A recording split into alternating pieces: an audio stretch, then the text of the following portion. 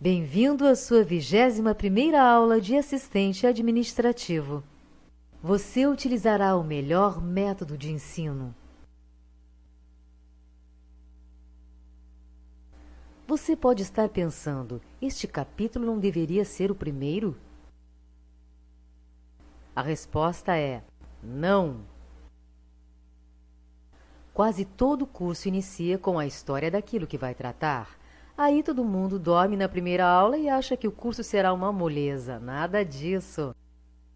A história é muito importante, pois é por meio dela que nós aprendemos com quem fez certo e deixamos de cometer os mesmos erros de quem se deu mal.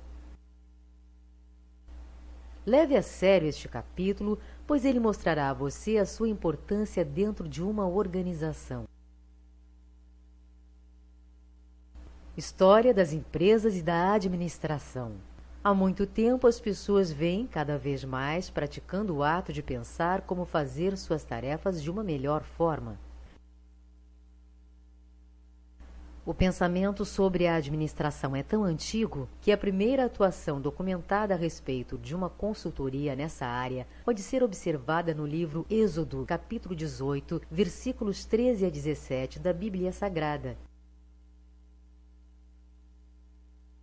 A história com o primeiro consultor em administração, Jetro, desenrola-se assim.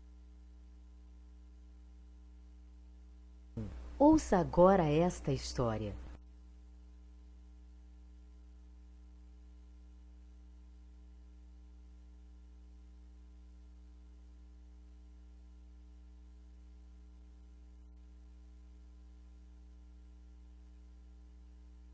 Mais do que simplesmente ensinar a delegação de competências a Moisés, Jetro resolveu o problema de Moisés, pois teve foco em Moisés, empatia a Moisés e respeito à qualidade de vida de Moisés, que por consequência prestou um grande favor à sua filha, que provavelmente não se cansava de reclamar do excessivo trabalho do marido. Porém, a administração só foi mesmo vista com maior valor a partir de 1776, quando James Watt inventou a máquina a vapor. Tal feito redesenhou os rumos do desenvolvimento econômico, político e social, pois foi a precursora da Revolução Industrial. A Revolução Industrial forçou a substituição das oficinas artesanais por oficinas industriais, onde era possível fabricar-se o mesmo produto com uma produtividade muito maior, sobretudo nos processos que utilizavam o ferro como material industrial e o carvão como fonte de energia para as máquinas a vapor. A segunda Revolução Industrial vai de 1860 a 1914. Nesse período, a indústria começou a utilizar o aço, o petróleo e a eletricidade em seus processos e experimentou um novo e enorme salto de produtividade. Os motores a explosão e a eletricidade garantiram um fantástico desenvolvimento dos transportes, surgindo o automóvel, 1880, e o avião, 1906.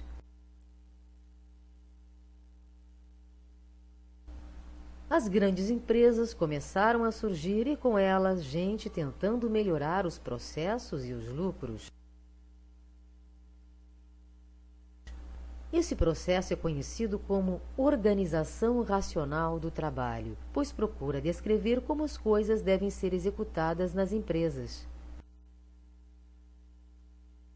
Frederick Taylor foi o pioneiro da administração científica. Foi o primeiro a racionalizar o trabalho de um operário através de seu estudo de tempos e movimentos.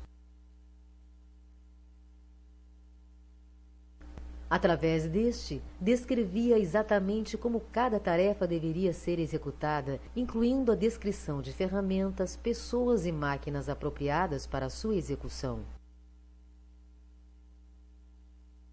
Já saindo um pouco da área de produção das empresas, Henry Fayol executou estudos a respeito da empresa como um todo, dividindo suas funções internas em 6: administrativa, técnica, comercial, financeira, de segurança e contábil.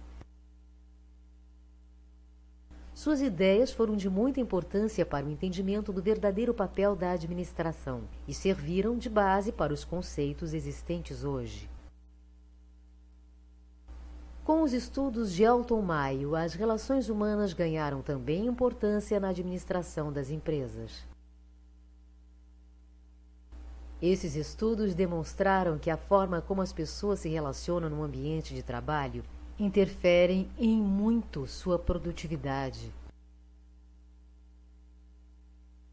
O período de 1914 a 1945 é caracterizado por estar entre as duas grandes guerras. Nesse prazo, 15 empresas crescem muito, as comunicações tornam-se mais rápidas e as distâncias entre países diminuem. No pós-guerra, esse processo também se repete. Os mercados crescem e as empresas também, tanto em número quanto em tamanho. Esse crescimento levou as empresas a uma complexidade administrativa incrível. A administração da empresa moderna exige um preparo grande dos gerentes responsáveis, bem como de sua equipe. Por isso, é muito importante que o assistente administrativo possua essa visão histórica das empresas e da administração, percebendo que administrar não é somente uma arte, mas também uma ciência que deve ser praticada de forma regrada e baseada em um conhecimento mínimo sobre sua prática. Vamos aproveitar que estamos falando sobre administração para falar um pouco sobre as teorias de Henry Fayol com sua famosa Teoria Clássica da Administração. A teoria clássica da administração foi idealizada por Henry Fayol, caracterizando-se pela ênfase na estrutura organizacional, pela visão do homem econômico e pela busca da máxima eficiência. Sofreu críticas como a manipulação dos trabalhadores através dos incentivos materiais e salariais e a excessiva unidade de comando e responsabilidade. Paralelamente aos estudos de Frederick Winslow Taylor, Henry Fayol defendia princípios semelhantes na Europa, baseado em sua experiência e na alta administração. Enquanto os métodos de Taylor eram estudados por executivos europeus, os seguidores da administração científica só deixaram de ignorar a obra de Fayol quando a mesma foi publicada nos Estados Unidos. O atraso na difusão generalizada das ideias de Fayol fez com que grandes contribuintes do pensamento administrativo desconhecessem seus princípios. Princípios básicos. Fayol relacionou 14 princípios básicos que podem ser estudados de forma complementar aos de Taylor. Divisão do trabalho. Especialização dos funcionários desde o topo da hierarquia até os operários da fábrica, assim favorecendo a eficiência da produção, aumentando a produtividade. Autoridade e responsabilidade. Autoridade é o direito dos superiores darem ordens que teoricamente serão obedecidas. Responsabilidade é a contrapartida da autoridade. Unidade de comando. Um funcionário deve receber ordens de apenas um chefe, evitando contra-ordens. Unidade de direção. Controle único é possibilitado com a aplicação de um plano para grupo de atividades com os mesmos objetivos. Disciplina. Necessidade de estabelecer regras de conduta e de trabalho válidas para todos os funcionários. A ausência de disciplina gera o caos na organização. Prevalência dos interesses gerais. Os interesses gerais da organização devem prevalecer sobre os interesses individuais. Remuneração. Deve ser suficiente para garantir a satisfação dos funcionários e da própria organização. Centralização. As atividades vitais da organização e sua autoridade devem ser centralizadas. Hierarquia. Defesa incondicional da estrutura hierárquica, respeitando à risca uma linha de autoridade fixa. Ordem. Deve ser mantida em toda a organização, preservando um lugar para cada coisa e cada coisa em seu lugar. Equidade. A justiça deve prevalecer em toda a organização, justificando a lealdade e a devoção de cada funcionário à empresa.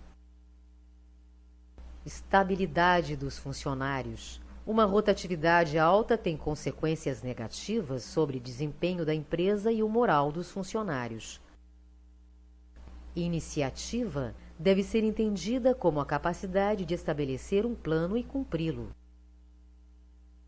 Espírito de equipe. O trabalho deve ser conjunto, facilitado pela comunicação dentro da equipe. Os integrantes de um mesmo grupo precisam ter consciência de classe para que defendam seus propósitos. Vamos ver agora se você aprendeu direitinho.